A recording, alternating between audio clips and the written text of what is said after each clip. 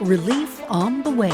The economic impact, frankly, it's kind of hard to overstate. The White House set to forgive millions in federal student debt. Even up to $10,000 would put money back into the households that probably need it the most. Tonight, we're going in depth, breaking down what this means for you and what you can expect when the payment pause comes to an end. A DPS student allegedly attacked by a school employee. I asked the principal what happened. Looked like he had been hit. Tonight, his parents are speaking out, accusing the district of not doing enough to protect their child. And Morris comes home. A beloved cat is brought back to where he belongs. We cannot thank everybody enough, so we're just so happy to have Morris back. We begin with a major announcement expected tomorrow from the White House. After months of internal debate, President Biden is set to reveal the next steps toward forgiving student loans. Tonight, the Associated Press is reporting the president will likely forgive up to $10,000 in federal student loans for borrowers earning less than $125,000 per year. Denver 7's Rob Harris going 360 on this, on what this announcement can mean for borrowers here, and also how the borrowers here feel about that. A lot of feelings, Shannon. Yeah. So to start, though, according to College Board, the cost of tuition and fees for a four-year public college in Colorado last year was around $11,800. So $10,000 wouldn't even forgive a full year without interest. To be clear, the AP is reporting that the plan is being debated by a small circle of people in the administration, and the details are still being finalized with a possible announcement just a few hours away. But even still, we're getting a better idea of what this could mean for borrowers here in our state. This would be a very significant decision by the Biden administration. According to the Education Data Initiative, there are about 774,000 student loan borrowers in Colorado, and they owe a little less than $37,000 each on average. But research from Student Loan Heroes shows that nearly a third of borrowers in Colorado would have their entire student loan debt eliminated with a $10,000 forgiveness. Of the ones left over, it'd mean, a little bit less than a third the amount that they owe would be left over on average. So in that regard, I think that the economic impact frankly, it's kind of hard to overstate. Behind those numbers and dollar signs are real people, students and former students, whose opinions on student loan forgiveness vary as much as their areas of study. For those students or families that still owe student loans, the forgiveness of loans, even up to $10,000, would be very significant. On the other hand, there's a lot of Americans and American families that have paid back their loans, that have been paying back their loans for years. They probably don't see this as being very fair. Earlier this year, we talked to borrowers both in favor and opposed to student loan forgiveness. Gabby Gonzalez is a first-generation college student at CU Boulder. She's worked 4 jobs to help pay for school, and she told us what forgiveness would mean for her family. That would be such a huge weight off my shoulders because I don't have to worry about my parents, and I do have conversations with them a lot about that burden, and I do feel guilty. Everyone deserves an education. On the flip side, there are borrowers like Layla Sieper, who kept making payments throughout the pandemic, even when they didn't have to. Sieper says student loan forgiveness is unfair to those who have paid off their loans. There was a knee-jerk reaction like, oh my gosh, I just finished paying this. I should have done what everybody else did and not paid. And then maybe I would have had a chance at having it forgiven. Life is about choices, and life is about sacrifices. Now, it is important to remember that this forgiveness would apply only to federal loans, not loans from private lenders. And there are still a lot of questions about how exactly this forgiveness will work, like how borrowers will be alerted by their lenders and how the means testing will work with the reported income cap. Experts I talked to are hoping the Biden administration will offer more clarity on that with a decision should it come tomorrow or in the days after.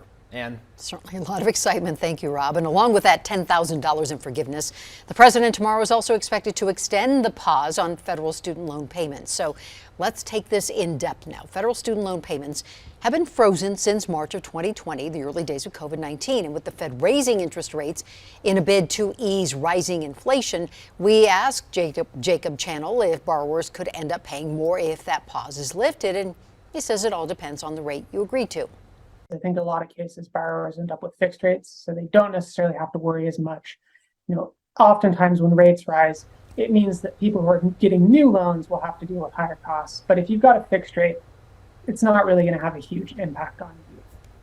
And while rising interest rates may not impact your federal loan payment, Channel says borrowers will likely have to pay more for any private loans. And while many college grads are breathing a sigh of relief tonight, Americans mostly are split on whether enough is being done to relieve student debt.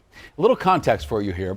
A poll conducted by CNN this past spring found 49% of Americans think the U.S. government is doing too little. 24% said the government is doing too much. And feeling toward debt relief may also depend on age. 70% of adults younger than 35 said the government is doing too little. And then that number drops to 50% for those 35 to 49, 35% for those 50 and older. So who will benefit the most from this expected $10,000 in federal loan forgiveness? Well, the answer may be women, specifically black women. According to data from the American Association of University Women, women borrow on average $2,000 compared to men. Black women borrow the most, taking out on average more than $41,000 to pay for college. Now, Kyle Southern with the Institute for College Access and Success tells us that by eliminating some of that debt, we can create more opportunity for people of color to be able to build wealth. I think we should feel good about if there is some sort of form of broad debt cancellation tomorrow or some other time soon. One thing we do know is that we'll have a real effect on advancing racial equity. A Denver student celebrating the first day of school now finds himself recovering from a gunshot wound. Police say 13-year-old Cameron was shot Monday afternoon as his mom drove him home from the Denver School of Innovation. His mother tells us a stranger stepped in front of her car and started yelling. When she drove around him, she says he fired into the back of her car, hitting Cameron in the arm. Well, tonight Cameron's out of the hospital, his arm's in a sling, and his mother's worried about the lasting effects this will have on her son, who has autism. A lot of things scare him, and now I think he's just gonna be scared more. That's my baby. Very scary. And now that I see my car, I'm just thankful that it wasn't worse. Cottrell James is the man accused of shooting Cameron, and tonight he is charged with attempted murder. A family is speaking out tonight after they say Denver Public Schools did not do enough to protect their child after they claim he was hit by a paraprofessional. Well, today, Denver 7's Amy Wattis sat down with the family to hear their concerns. Do you want to do the grilling? Tyler Brainerd is a happy-go-lucky 12-year-old. Oh, okay. Tyler was born with a rare genetic condition that causes benign tumors to develop in different parts of the body, which causes severe developmental delays, autism, and seizures. We're always going to have a child probably at the maybe 6 to 7 year old mark. Which can make it tough for Tyler to communicate and tough for him to relay certain types of situations, like an incident his parents say happened to their son on March 9th of this year when he was in the 5th grade at Westerly Creek Elementary. Tyler's dad, Jason, says he remembers that day vividly when he got a call from the principal saying Tyler got hurt at school. I asked the principal what happened, and she said that they don't know yet, but that he had been, looked like he had been hit. Jason says the principal showed him this picture of the mark Tyler had on his back. He asked the principal what happened. She says a paraprofessional followed Tyler when he left his special needs classroom to see his therapist. Then Tyler went into a classroom and the paraprofessional went after him. And when the therapist went in the room, she found Tyler huddled in the corner, screaming out the paraprofessional's name. The paraprofessional hit him over and over again. DPS launched an investigation, put the employee on paid leave, and alerted Denver police. Tyler's mom, Allison, says Denver police tried to interview their son with no luck. He got into the room at one point and just freaked out within a minute and wasn't ever able to testify about the incident that happened. The Denver DA's office told Denver 7 police did present them this case, but refused it because they believed there was no reasonable likelihood of conviction. It seems like the investigation was very discriminatory towards our son because he has special needs. Amy Wattis, Denver 7. The Brainards say they learned in an email from DPS last week that employee no longer works for the district. They say Tyler's teacher told them the paraprofessional resigned a week before the start of the school year. The family tells us they're upset the investigation took months to complete. Contract talks continue tonight between Denver Public Schools and the union representing DPS teachers. Among their requests, the Denver Classroom Teachers Association is asking for pay raises and smaller class sizes. It's been tough all around. We're lucky that we still have educators that want to work in Denver. We've seen a lot of educators that have been leaving the profession because it's become so difficult. Negotiations will continue tomorrow, and time is running out for a deal to be reached. The teacher's current contract expires next Wednesday. Denver Public Schools is searching for more mentors of color. Now, 3 years ago, DPS launched the Coach Mentoring Program to help 6th through 12th graders. The district says mentors expose students to different career paths, help them navigate personal challenges. We talked to the head of the mentoring program at McAuliffe Manual Middle School and a program participant who say this program changes lives. Sometimes you need somebody to talk to other than your family members. This is an amazing time to do this. These students are just learning about themselves really to their core. They're figuring out what they like, what they don't like.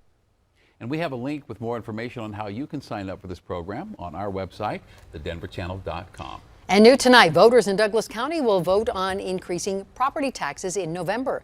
School board directors tonight approved a $60 million mill levy override and a $450 million bond measure that will go on the ballot. Those funds would go directly to teachers and to build more schools.